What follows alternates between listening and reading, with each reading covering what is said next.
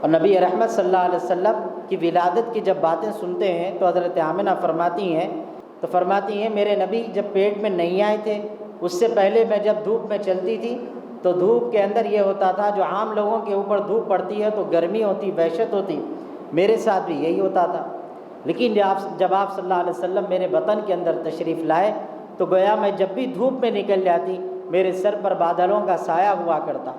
پھر فرماتی ہیں کہ یہی نہیں بلکہ آپ صلی اللہ علیہ وسلم جب میرے وطن میں نہیں آئے تھے، میں جب کبھی بھی چٹانوں پر اور پتھروں کے اوپر پیر رکھتی تھی تو مجھے وہ پتھر چبھتے تھے جو عام انسانوں کو بھی چبھتے ہیں، لیکن جب آپ صلی اللہ علیہ وسلم میرے وطن کے اندر آ گئے، میرے پیٹ میں آ گئے تو میں نے یہ محسوس کیا کہ وہ پتھر جو مجھے چبھتے ہیں وہ پتھر مجھے پھولوں کی طرح نرم ہو کر میرے پیروں کو چوما کرتے تھے۔ یہی نہیں، پورے مکے کی عورتیں، مکے کے اندر کنواں تھا جہاں جا کر لوگ پانی سینچتے پھر لے کر آتے اپنے اپنے گھروں۔ حضرت آمنہ فرماتی ہیں کہ میں مکے کے کنویں کے پاس جب جاتی تو میں دیکھتی کہ مکے کی عورتیں کنویں کے پاس جمع ہیں۔ میں ان سے پوچھتی بہن کیا وجہ ہے، کیا کنویں میں پانی نہیں ہے؟ وہ کہتی نہیں آمنہ بات یہ ہے ہم آپ کا انتظار کر رہے ہیں۔ تو بولے وہ کس لیے؟ فرمایا کہ آپ جب کنویں کے پاس آتے تو وہ پانی جو نیچے ہے وہ اوپر آ جاتا، تو ہم سب کو پانی لینے میں اتنی سہولت ہو جاتی کہ آپ کے انتظار میں ہیں، لہٰذا حضرت آمنہ فرماتی سب پانی بھر کے چلے جاتے اور آخر میں پانی لے کر وہاں سے جایا کرتی۔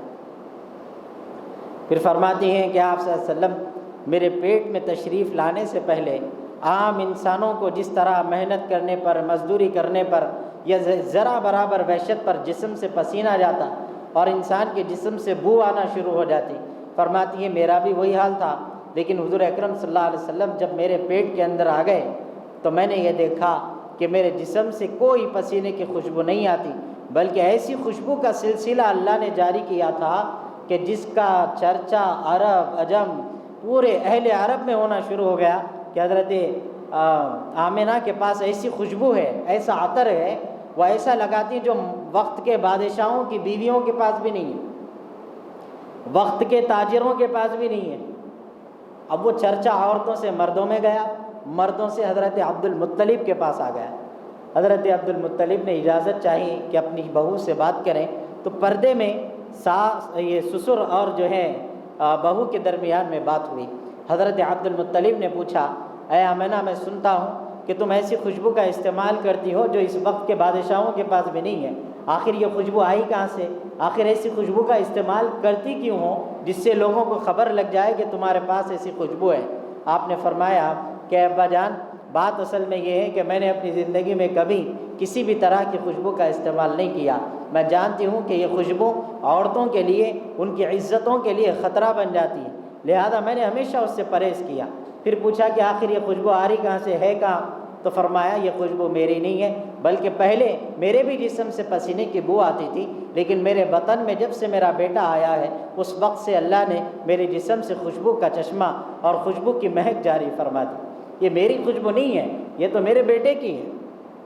اور فرماتی ہیں ہر رات جب میں سوتی تو میں خواب دیکھتی کہ کوئی نیا چہرہ میرے ہر رات خواب میں آتا، اور کوئی کہتا کہ آمنہ مبارک ہو میں ابراہیم ہوں، میری دعا کو اللہ نے قبول فرما لیا۔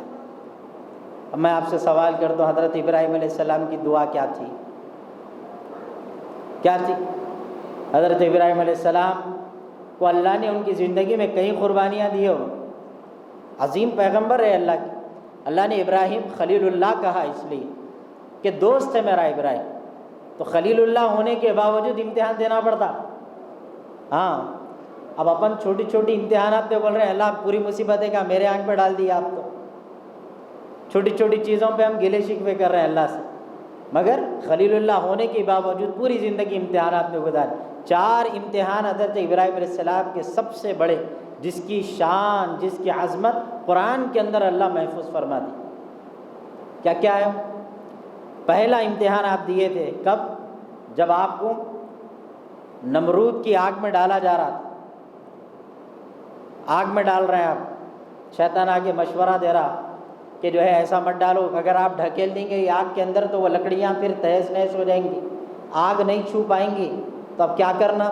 تو بولے ایک پیڑ کے اوپر سے جو ہے رسی ایک طرف پھینک دو، دوسری ایک طرف سے ابراہیم کو بن کے دوسری طرف سے اوپر اٹھا دو کھینچتے ہوئے، جب آپ وہ آگ کے برابر آ جائیں گے تو پھر چھوڑ دو تاکہ وہ بچیں ہی نہیں، مکمل طور پر ختم ہو جائے۔ چلے گئے آگ کے اندر، آگ میں آ رہے ہیں، جیسے ہی قریب پہنچ رہے تھے آگ کے حضرت جبرائیل تشریف لائے اور آ کر فرمایا ابراہیم میں اللہ کا فرشتہ جبرائیل ہوں، اللہ آپ کو میری مدد آپ کی مدد کے لیے مجھے آپ کے پاس بھیجے، آپ بولیے میں کیا مدد کروں، میں کر لوں گا۔ حضرت ابراہیم علیہ السلام نے جبرائیل علیہ السلام جیسے عظیم فرشتے سے کہا جبرائیل میرا ایمان تم پہ نہیں ہے اللہ پہ ہے۔ کیا بول رہے ہیں؟ میرا ایمان تم پہ نہیں ہے اللہ پہ ہے، جس پہ ایمان لایا جس کے لیے یہ سب برداشت کرو وہی دیکھ لیتا، میرے کے تم کیا کریں گے میرے واسطے۔ قربان جائیے، اللہ نے جبرائیل کو حکم نہیں دیا، اللہ نے وہ آگ کو حکم دیا جس میں ابراہیم علیہ السلام جا رہے ہیں۔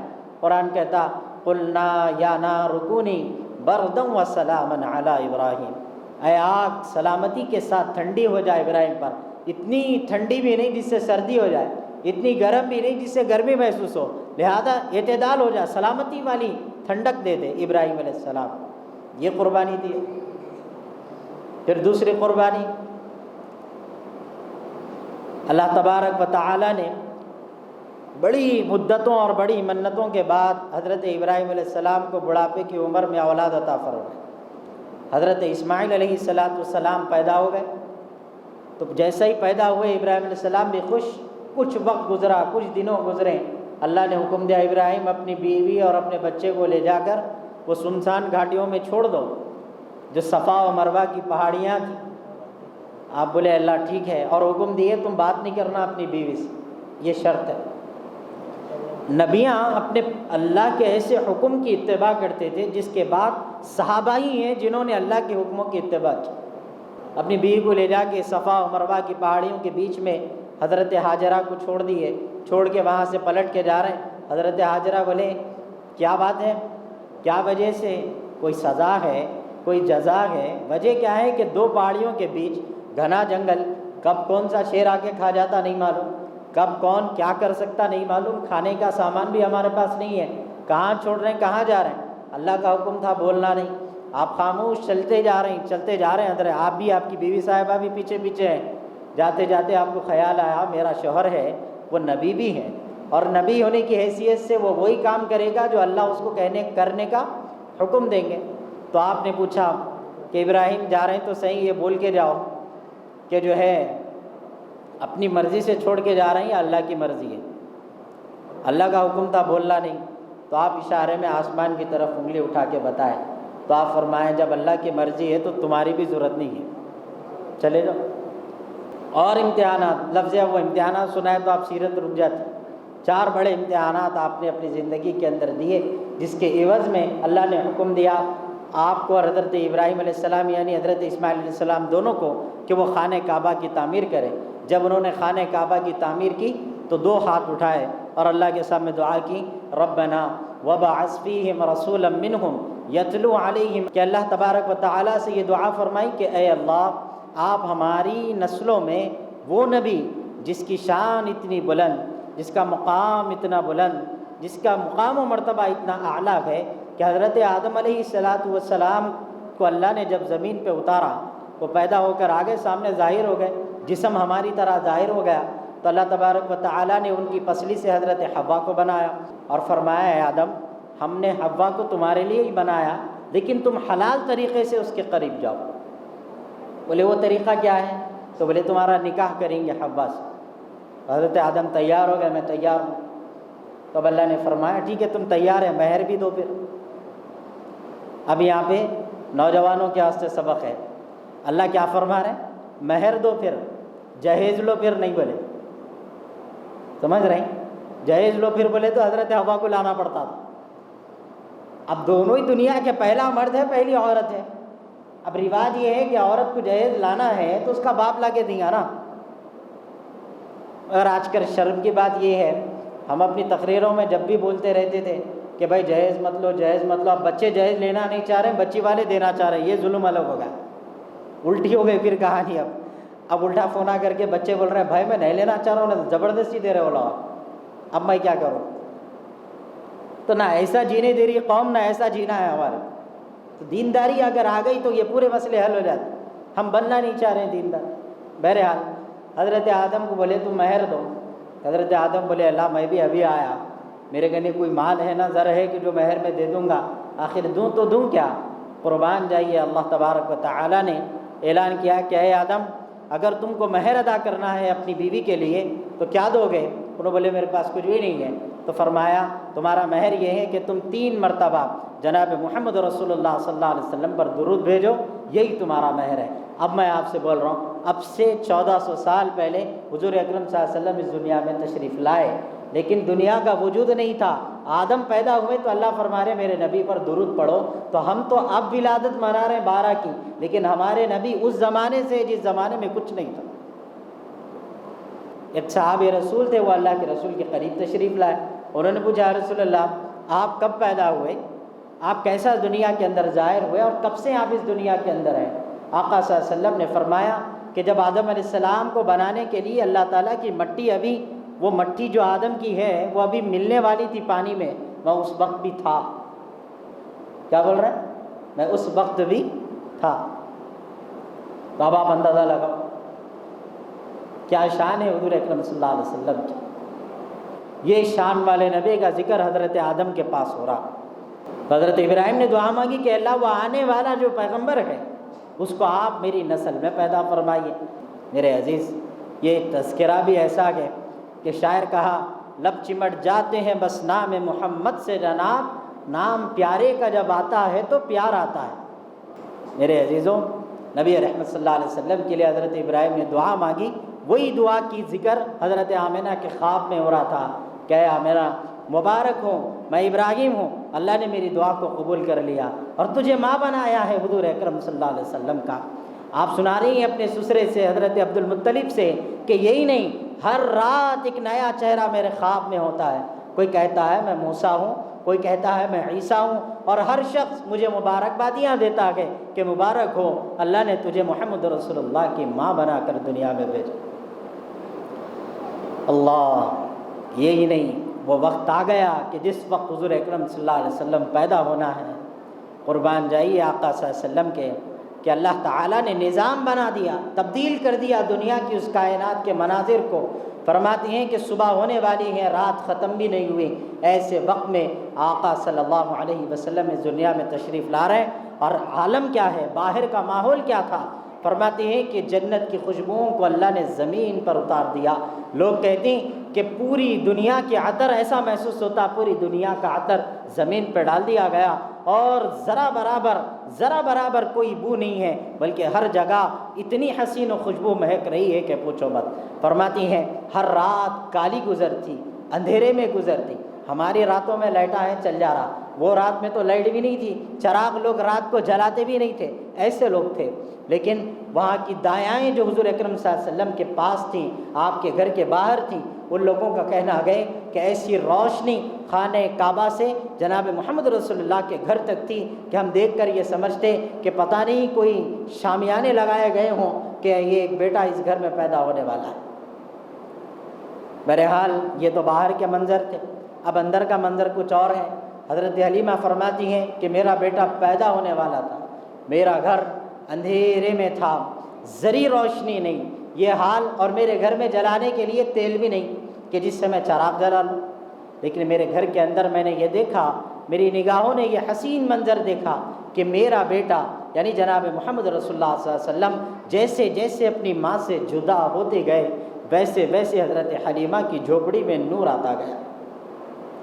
ایسا نور کہ آپ فرماتی ہیں یہ وہ نور تھا, یہ ایسی چمک تھی جسے دیکھنے کے بعد آنکھ بند نہیں ہوتی, جسے دیکھنے کے بعد آنکھ بھی چاہے کہ اور دیکھ لے اور دل چاہے کہ دیکھتے ہی رہے.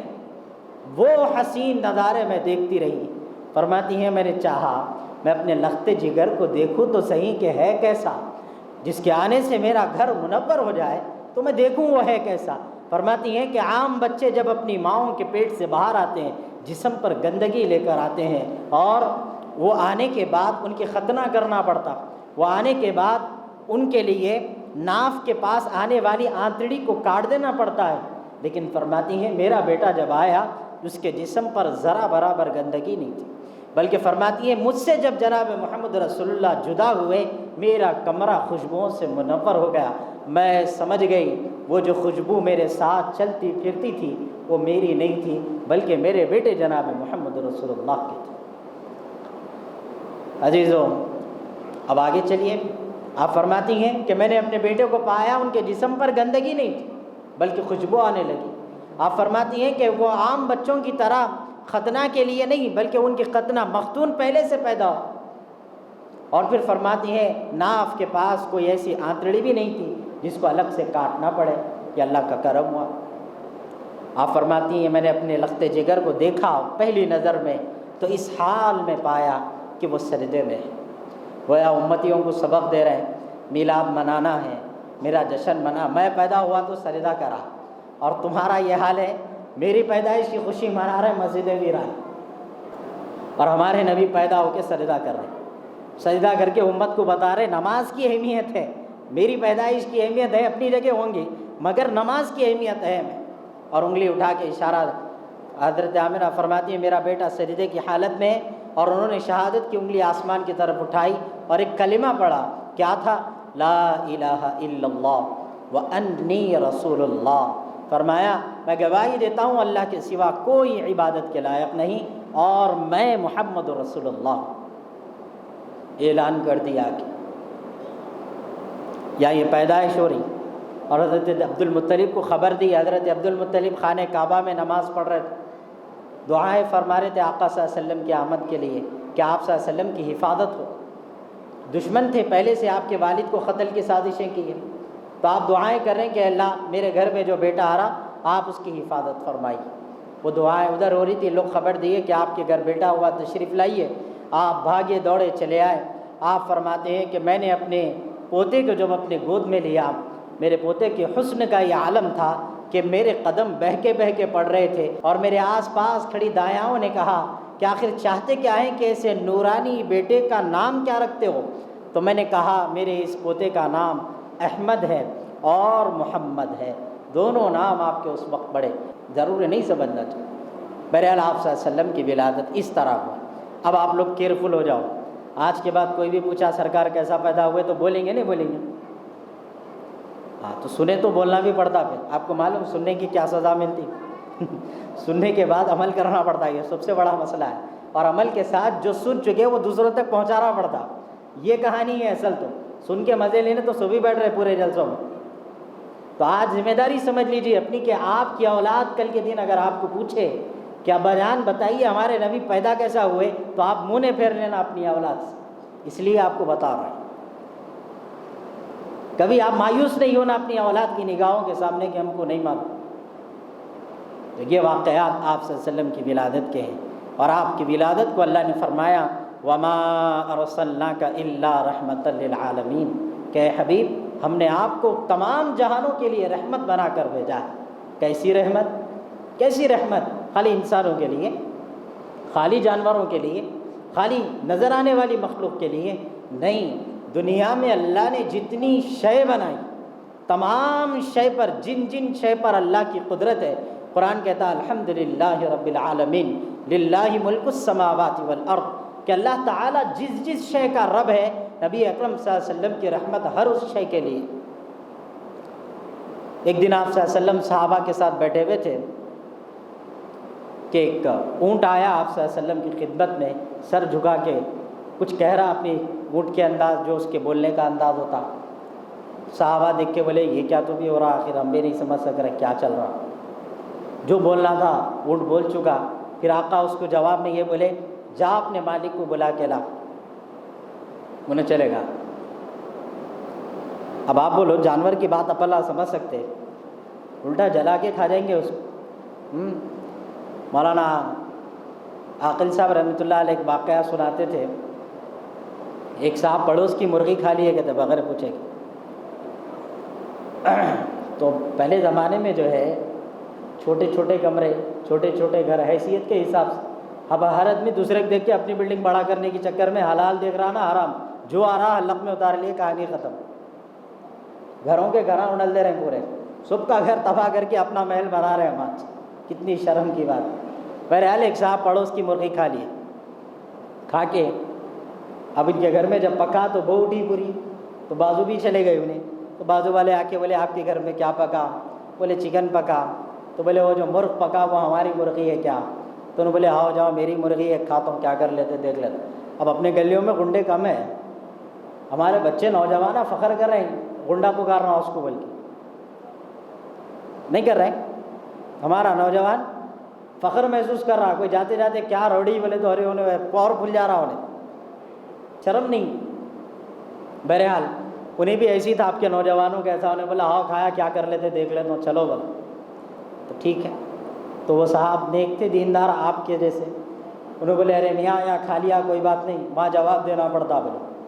تو انہیں بولا کوئی ثبوت ہے کیا؟ لا کے دے میں دیکھ لیتا ہوں بولے۔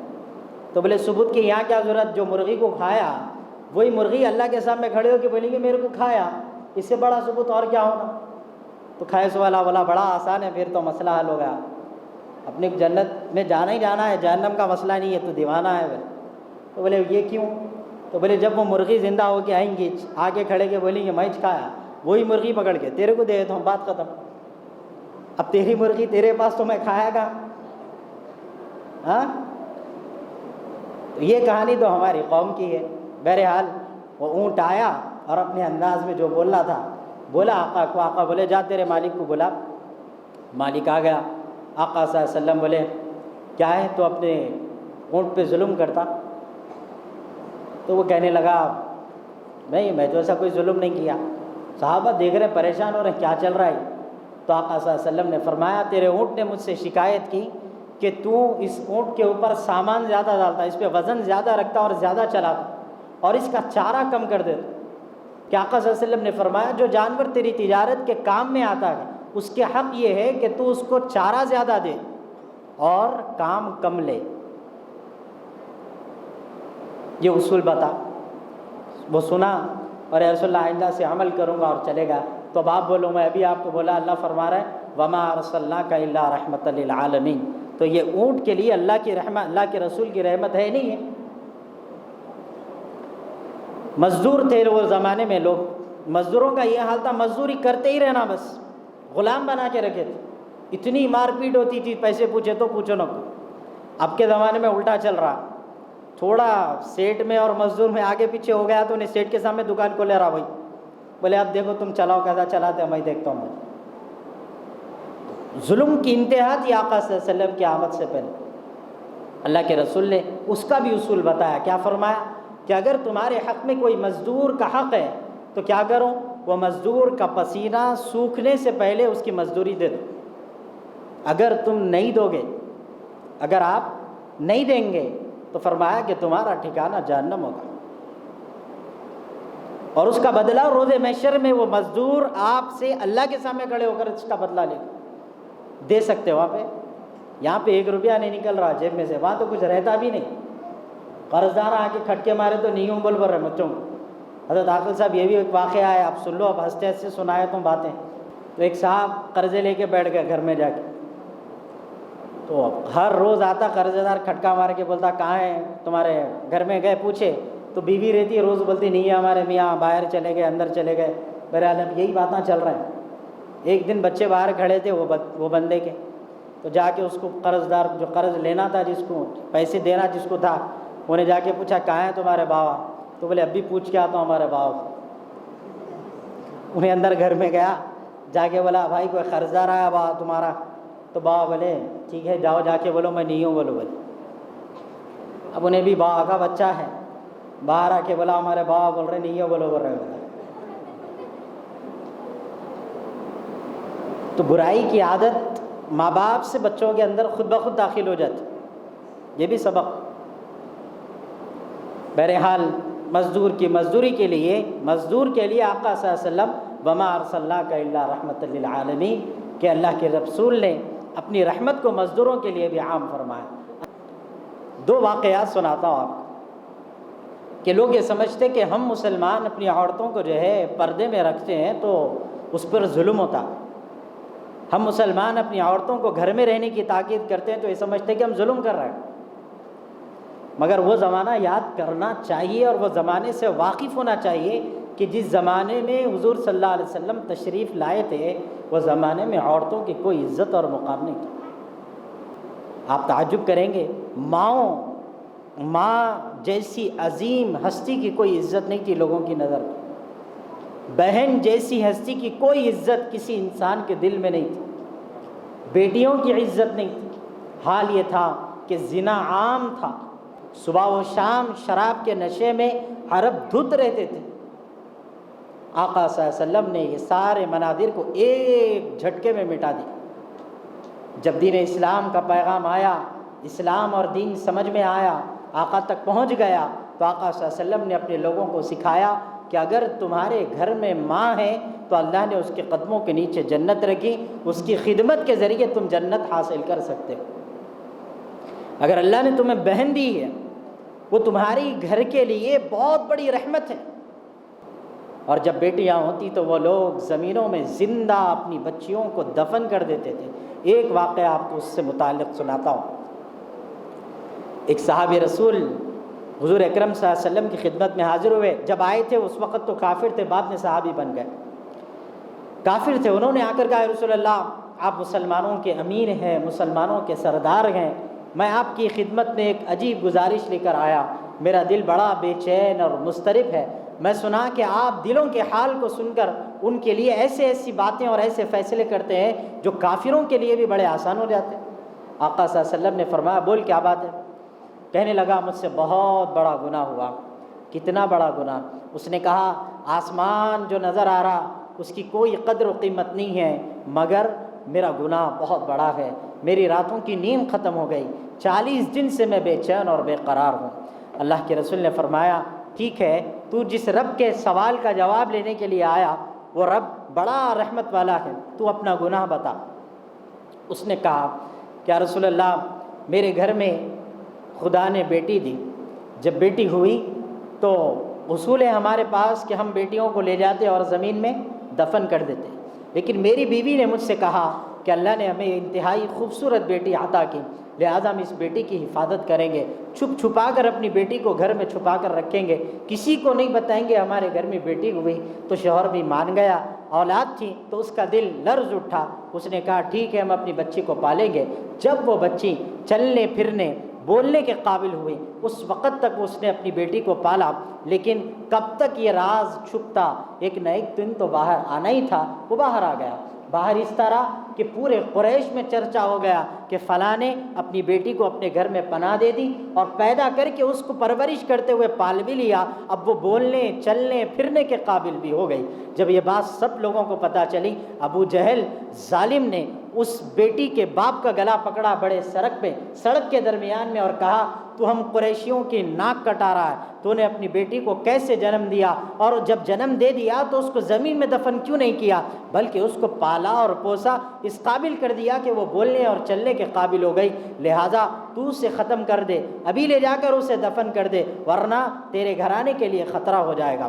اس شخص کے دل پر ابو جہل کی ان باتوں کا بڑا وزن پڑا، وہ شخص دوڑا گیا، اپنی بیوی سے کچھ نہیں کہا بلکہ اپنی بیٹی کو گود میں اٹھا لیا اور اپنی بیوی سے یہ کہتا ہے کہ اس کے ماموں کے گھر کو اس کے لے جا کر چھوڑنے جا رہا ہوں تاکہ یہ تھوڑا خوشی منا لے کر نکل گیا۔ جب جا رہے ہیں رستے میں تو بیٹی یہ دیکھ رہی کہ جو ماموں کے گھر کا رستہ ہے یہ تو نہیں ہوتا، انہوں کہیں اور لگ جا رہے ہیں میرے کو، تو انہیں پوچھی کہ ابا ہم جا رہے ہیں کہاں؟ وہ بولے ماموں کے گھر۔ تو فرمایا ماموں کا گھر تو یہ جنگلوں کے راستے میں نہیں آتا، لے کے کہاں جا رہے ہیں آخر؟ تو بولے نہیں بس جانا ہے کہیں نہ کہیں۔ پہنچ گیا لے کر قبرستان میں، بچی بازو کھڑی دی ہیں، وہ معصوم کو خبر نہیں کہ اس کا باپ جو زمین کو کھود رہا وہ زمین اس کی قبر بننے والی، اس کو پتہ نہیں تھا۔ کھودتے جا رہا، جب قبر تیار ہو گئی تو اپنی بیٹی کو اس قبر کے اندر لٹا دیا۔ میرے عزیزوں، وہ باپ کی یہ باتیں جب سنی آقا صلی اللہ علیہ وسلم رو رہے تھے تو اس شخص نے کہا رسول اللہ آپ کی آنکھوں میں آنسو ہیں اور میں بھی اس وقت رو رہا ہوں، وہ بیٹی میری صبح و شام کا چین تھی، وہ بیٹی میری محنت کر کے آنے والی تھکان کو دور کرنے والی رحمت تھی، لیکن کیا کہوں ظالموں نے مجھ سے میری بیٹی کو جدا کر دیا۔ وہ شخص حضور اکرم صلی اللہ علیہ وسلم کو سناتے ہوئے کہتا ہے کہ جب میں نے اپنی بیٹی کو اس قبر کے اندر اتارا تو وہ رونا شروع کر دی اور اس نے کہا ابا جان اگر آپ کو مجھ سے تکلیف ہے خدا کی قسم آپ مجھے اس قبر سے آزاد کر دیں، میں پوری زندگی سڑکوں پر گزار دوں گی، آپ کے گھر کو کبھی پلٹ کر نہیں دیکھوں گی، خدا کے لیے میری جان نہ لیجیے، میری جان نہ لیجیے، مجھے اس قبر میں نہ دفن کریں، میرا دم گھٹنے لگتا ہے۔ لیکن باپ کے دل پر ابو جہل کی باتوں کا ایسا اثر تھا، اس نے مٹی ڈال دی اور بیٹی کو زمین میں دفن کر دیا۔ میرے عزیز بزرگوں اور دوستوں، حالت ایسی تھی اس وقت میں کہ اللہ معاف فرمائے کہ وہ شخص وہ ساری باتیں سناتے ہوئے رونے لگا۔ آقا صلی اللہ علیہ وسلم نے جب یہ ساری باتیں سنی تو وہ شخص کہنے لگا یا رسول اللہ اب کیا کروں کہ جب میں اپنی بیٹی کو زمین میں دفن کر چکا، 40 دن سے مسلسل میری بیٹی میرے خواب میں آتی ہے اور یہ کہتی ہے کہ اے ابا یاد رکھنا وہ دن کا انتظار کرنا جس دن جناب محمد رسول اللہ ہوں گے، اللہ کا نظام ہوگا، میں تیرا گلا پکڑوں گی اور اپنے نبی کے سامنے تجھ سے سوال کروں گی بتا میرا قصور کیا تھا جس کی وجہ سے تو نے مجھے زمین میں دفن کیا ہے۔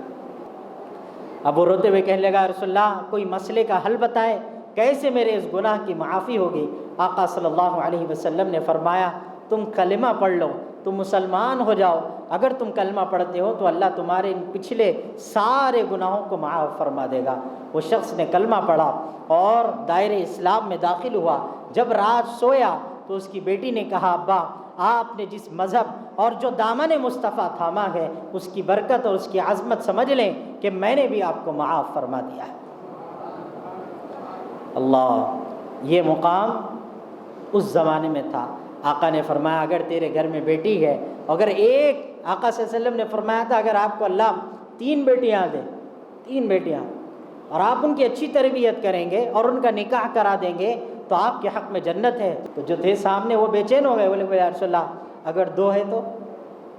سرکار بولے انہیں بھی جنت۔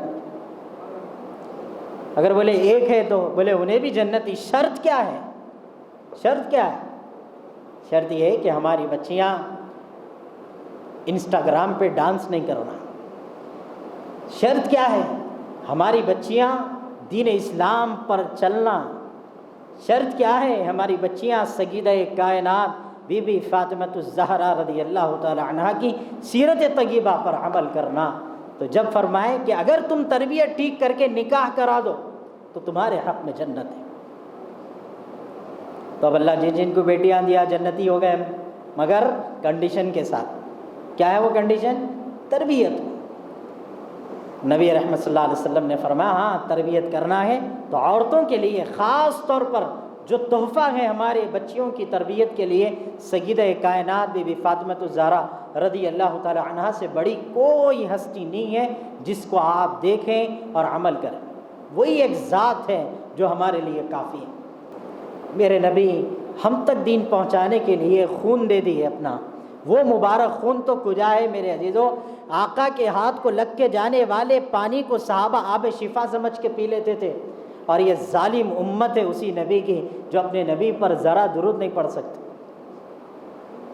کہ ہم خود تو درود پڑھنا بھی نہیں جانتے، اپنی اولاد کو بھی نہیں سکھا سکے آج تک۔ اس سے شرم کی بات اور کیا ہونا کہ تم جو نماز پڑھ رہے ہیں وہ نماز میں پڑھا جانے والا درود بھی مسلمانوں کو نہیں آتا، ہماری اولادوں کو نہیں آتا، خاک نماز پڑھیں گا انہیں، کیا اس کی نماز قبول ہوں گی؟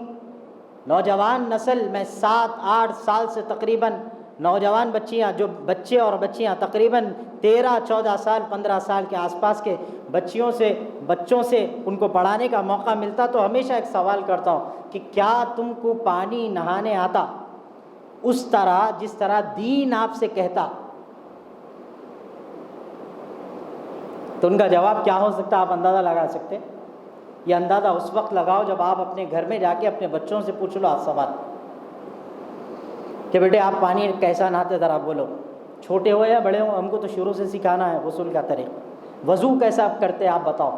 ایک صاحب بول رہے تھے، بہت پرانی بات ہے، انہوں بولے من صاحب میں نمازاں پڑھتا ہوں، میں روزے رکھتا ہوں، میں سب کرتا ہوں، پورے اللہ والے کامہ کرتا ہوں، مگر میرے گھر میں برکت نہیں ہے، میں پریشان ہوں، میں مصیبتوں میں ہوں، میں فلاں ہوں، میں فلاں ہوں، میں فلاں ہوں۔ بولا ٹھیک ہے اچھی بات ہے، تو ہماری وہ بات ہو گئی، میں بولا بھائی دعا کرو، ایسا کرو ویسا کرو، پھر کچھ ایسی دینی باتیں چھڑیں تو اس میں ایک ذکر نکلا غسل کا ہی، غسل کرنے کا مطلب پانی نہانا، تو اس پہ بات ہوئی تو انہوں اپنا انداز سکھایا. اپنا کیا ہے بھائی, اپن گئے ٹپ میں بیٹھ گئے, ہو گیا. بولے کیا بول رہے ہیں؟ اپنا کیا ہے, اپن گئے ٹپ میں بیٹھ گئے, ہو گیا. میں بولا بھائی ابھی کچھ بول رہے تھے نا آپ. بولے کیا بولا؟ بولا مصیبتیں ہو گئے, پریشانیاں ہو گئے, پھر بھی نمازہ پڑھ رہا ہوں, کچھ بھی نہیں ہو رہا. جب آپ کا غسل نہیں تو وضو نہیں ہوتا, جب وضو نہیں تو نماز کی. الٹا تم گنہگار ہو گئے کہ تم مسجدوں میں آ رہے ہیں, زبردستی کے سجدے کر کے جا رہے ہیں. آئیں گا آپ کو برکت آئے گی. خدا کی قسم آج نوجوانوں کی بے روزگاری, آج ہماری بے روزگاری کا سب سے بڑا سبب یہ ہے کہ ہم بغیر طہارت کے رہنا رواج بنا لی. بغیر طہارت کے رہنا ہمارا شیوا بن گیا, ہم اس کو فخر سمجھ رہے ہیں. آپ کوئی بھی نوجوان کا انجانے میں ہاتھ پکڑ کے بولو چل مسجد کو, بولو چلتا کیا دیکھنا. میں آزمایا ہوں, آپ آزما لو. سڑکوں پر پیشاب کرنا ہمارا طریقہ بن گیا. روڈ پہ کچرا ڈالنے والا مسلمان, بغیر طہارت کے رہنے والا مسلمان, تاخیر سے اٹھنے والا مسلمان. اب کہاں سے برکت ڈھونڈ رہے بھائی؟ اب کیا مطلب برکت کا؟ کیا کوئی کھانا پکایا ہوا ہے جو آئے اب کھا کے چلے گئے؟ نہیں مل سکتی آپ کو. رسول اللہ صلی اللہ علیہ وسلم نے ہمیں جو سکھایا اس پر عمل نہیں کر سکتے تو کیا فائدہ ہم امتی ہونے کا؟ سمجھاؤ. میں اس سے پہلے بھی آپ کو 1 سال ہو گیا 12 ربیع الاول کو بولا تھا کہ آپ اپنی بچوں کو وصیت کرو اس بات کی کہ آپ جب مریں گے تو آپ کا جنازہ پڑھانا انہیں. آپ یہ شرط رکھو اپنے بچوں کے پاس کہ تو جب جنازہ پڑھائیں گا تبھی میری جائیداد کا وارث کہلائیں گا. باپ کا جنازہ رہ رہا, اولاد کہیں اور ہے. باپ کو غسل دے رہے ہیں, اولاد کہیں اور ہے. خاک تم اپنے بچوں کی تربیت مسلمان کر رہے ہیں اس وقت. الٹا تو جنازوں سے دور بھاگ رہی ہے اولاد. خاک محبت ہے. آپ بتاؤ, چلیے وہ دواخانوں میں جہاں پر لوگ مر رہے ہیں ان کے مرنے کے وقت اولاد کھڑے ہونا ضروری سمجھتی اپنے آپ کو. کیوں؟ تاکہ جائیداد کی کوئی بات معلوم ہو گئی تو اچھا ہے, وراثت کی تقسیم کی بات ہوئی تو اچھا ہے. سب کھڑے ہوئے ہیں ہاتھ بلے کے, بولو بابا, بولو بابا, بولو بابا. وہ بلڈنگ کا کیا کرنا ہے ابھی بولو, بعد میں لڑائیں ہوتے.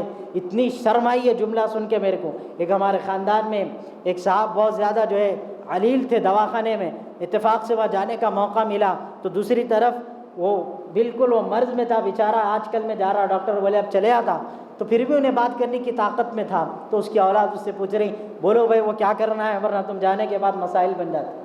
جانے کا غم نہیں ہے, رکھ کے جانے کی خوشی ہے. تو پھر کیا فائدہ یہ بلڈنگ کا, یہ مال کا, یہ دولت کا؟ ایسی اولاد کے لیے تم قربان ہو رہے ہیں جو تمہاری جنازہ نہیں پڑھا سکتی. شرم سے ڈوبنا مسلمان. بھاگ رہی, انہیں جنازے سے بھاگ رہے بچے. ارے نہیں, میں ایک صاحب فون کرے, بولے ہمارے والد کا انتقال ہوا, تو میں مشورہ دیا. اپن مشورہ ہی دے سکتے. میں بولا بھائی آپ ایک کام کرو, غسل آپ دو, آپ کے ابا ہے, جنازہ آپ پڑھاؤ.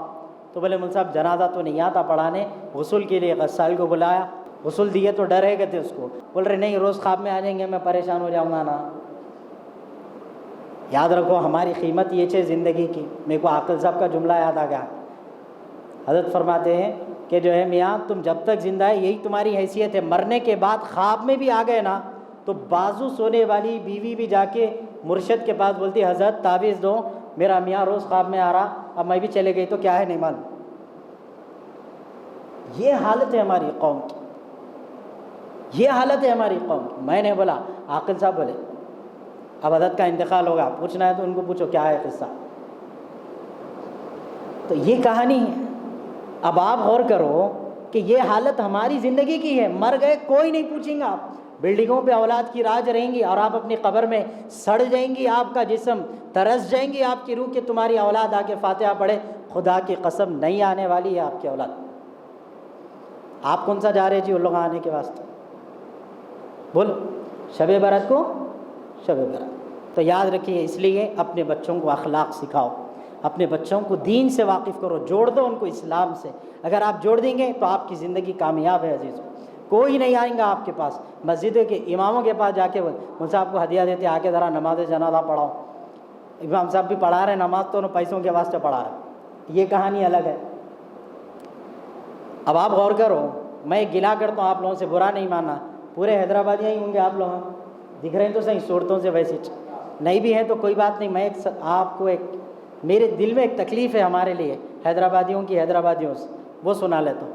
ہم اپنے بچوں کو حافظ نہیں بنا رہے۔ کیوں نہیں ہے آپ کی مسجد میں آپ کے علاقے کا آدمی؟ کیوں نہیں ہے آپ کی مسجد میں آپ کے علاقے کا امام، آپ کے شہر کا امام؟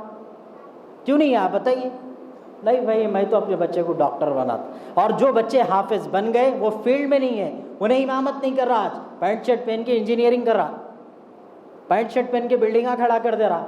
کبھی اس سے ملاقات ہو رہی تو نہیں بول رہا میں بھی پڑھا سو مدرسے میں حافظ ہوں، یہ کرنے پڑھا تو نہیں پڑھنا تھا تو پھر کیا فائدہ وہ پڑھائی کا؟ میرے عزیزوں، اس لیے کوشش کرو کہ آپ کی اولاد دیندار بن جائے۔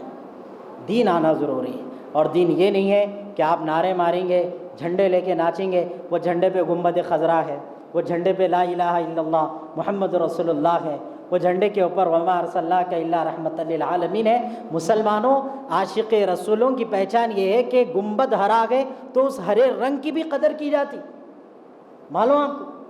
اور آپ وہی جھنڈوں کے اوپر پیر رکھ رہے ہیں، جہاں چاہے تلوار کی طرح لے کے ناچ رہے ہیں۔ شرم آنی چاہیے۔ قرآن کی آیتوں کے ساتھ بیعت بھی کرتے ہیں آپ۔ یہی کوئی غیر مذہب کا آدمی کر دیا تو پھر ایک فساد ہو جاتا تھا حیدرآباد میں، لاہور ہے پورے پھر جمع ہو گئے پورے، اور آپ تو روزانہ کر رہے ہیں یہ کام۔ تو لہذا دعا فرمائیں اللہ ہم سب کو عمل کی توفیق دے۔ وصیت کریں گے نا انشاءاللہ؟ کریے بالکل، اور محبت کا پیغام دیجیے، مسجدوں کو آباد کریے۔ میرے حال اب سنائے تو ہمارا رونا اتنا ہے، آپ تھک جاتے ہیں۔